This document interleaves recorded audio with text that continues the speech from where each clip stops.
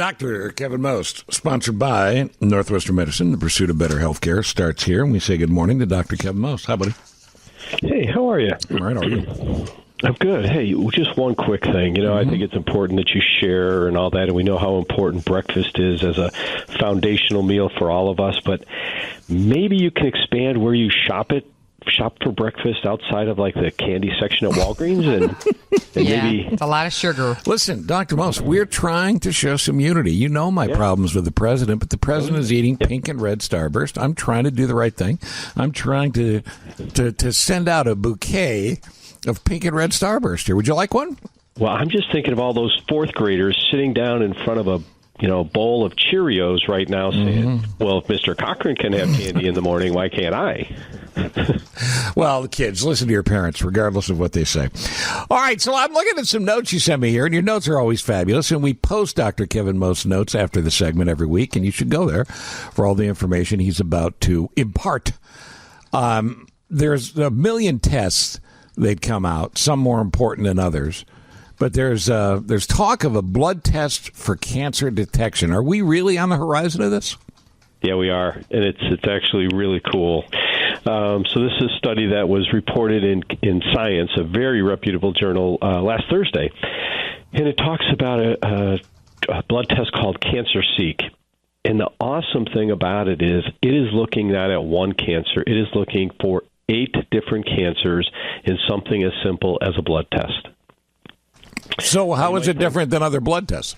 Exactly. So, how is it different from a PSA? Well, we know that PSA we have some problems with, but it's kind of the same foundation.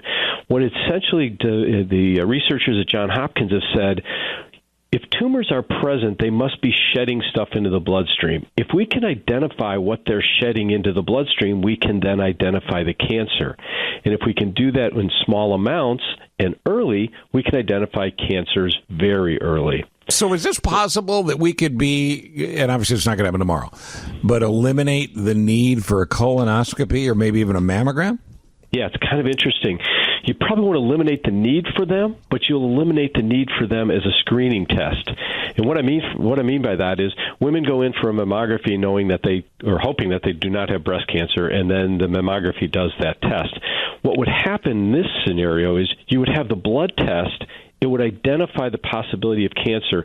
Then you would have the mammogram to see if the cancer was present and where it was. Same for the colon. If the blood test showed that you had a possibility of colon cancer, then you would have the colonoscopy to identify where it is and how it can be treated.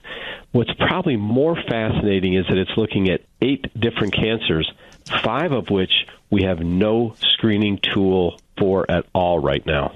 Well, it's amazing. They wouldn't go away. It'd be the second line of screening, basically. How soon would this happen? Because it sounds great. I mean, I think it would alleviate a lot of fears as well, too, Doc, with having to be called back again and again. Absolutely. And it will allow screening, like I said, for 5 different ones. The 3 that we already can do, lung cancer, colon cancer, mammography for breast cancer, those would still stay the same. But the other ones, liver, stomach, pancreas, esophagus, and ovarian, we have no screening test for. So those would identify it and would allow for the next step. How soon are we? They're doing a large study right now. It's been proven very, very well on a small study of about 800 people. Now they're doing a study of 10,000. If they find early results that are good, I think you're going to see this be rolled out in a much bigger fashion within a year, 2 years. And that, by the way, is the express lane for study to approval to results. And basically, because if I have this right, this is a 30-year study that we're getting these results on, right? Correct. What they've been doing is looking over the last 30 years of trying to identify different genetic markers, different markers. So this is something that's been going on for a long time. They finally got to a point where they thought they had perfected it. So what they did is they said, all right, we're going to take 1,000 people who we know have cancer. We know have different forms of cancer, and we're going to run the blood test that we think works on them. And it worked pretty dramatically, especially on some cancers. They then took another 800 and said, we're going to run the test on these individuals who we think are healthy. And it actually identified cancers in those individuals as well. So 800, not a big number, but pretty substantial, to be honest with you. And the top to roll this out for 10,000 is going to give you really good data. The top killer, lung cancer, did you mention that? I didn't, but it is. It's one, when we look at some of these, we look at lung cancer and we look at ovarian cancer. And pancreas, I'll say. Those are the three that when I look at this, it gets very, very exciting. The reason being is that often by the time we find those cancers, it's too late. We really don't have a lot that we can do. We can extend life a little bit, but there's no way that we're going to cure anything. There's no way that we get to a point where something can be done very quickly and easily and with less toxic treatment. So would this be a test, Doc, that you can just go in and ask for, or would it be is it going to hopefully become routine that you do this, you can do, go ahead, yeah. Yep, I think it would be something that eventually will become routine, to be honest with you. And then it's just going to be the age issue. We always talk about 50 for colonoscopies, and yet here Eddie Olczyk at the age of 50, before he even had an opportunity to have a colonoscopy diagnosed with lung cancer. We all know individuals who colon cancer, excuse me. We all know of individuals who are young who have had breast cancer and that they didn't hit the mammography screening timeline. This would be a simple blood test that would allow that without having a lot of that other additional screening to show false positives, false negatives. So it will be fascinating as this comes out. So the study expands to 10,000 people. They're going to be tracked for 5 years, but that doesn't mean it's going to take 5 years to go to the next step of this. Correct. So I think what's going to happen over that 5-year period is you're going to start to see that they've identified more and more. And they're going to change and tweak the test as we go along. They want it to be very sensitive and very specific. They want to find disease early, and they want to make sure, like Andre was saying, that you're not getting a false positive. In other words, the blood test says you have cancer, but when we go to look for it, we don't see it.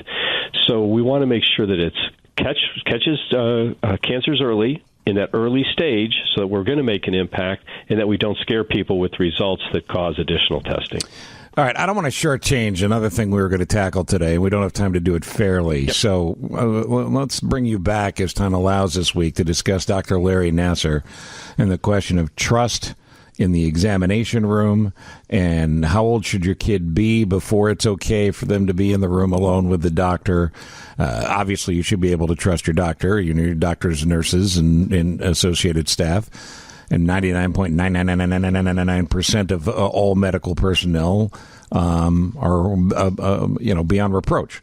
But this Dr. Larry Nassar thing, I think, scares some people. So I wanted to have you address that, and you wanted to address that at some point this week, so we'll get that scheduled.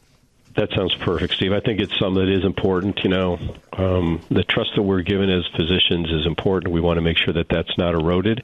And I also want to make sure that parents have a good understanding of what they should do in an exam room and what the process should be as they're asked to step out of a room. Yeah, I suppose too. That's a good question. That's a good part of the question. Because some parents can be too intrusive, and maybe you don't get great information too if they're lingering. So let me bring that up too when you come back.